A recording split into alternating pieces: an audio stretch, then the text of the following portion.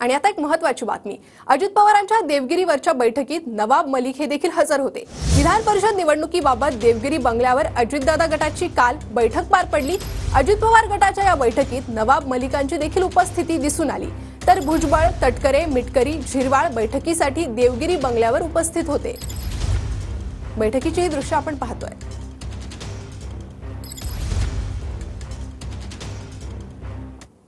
तर अजित पवार गटाच्या बैठकीतलीच एक मोठी बातमी। पक्ष वाढणार आहे, येत्या दिवसात कळेल असं अजितदादांनी वक्तव्य केलं असल्याची माहिती सूत्रांकडून मिळते।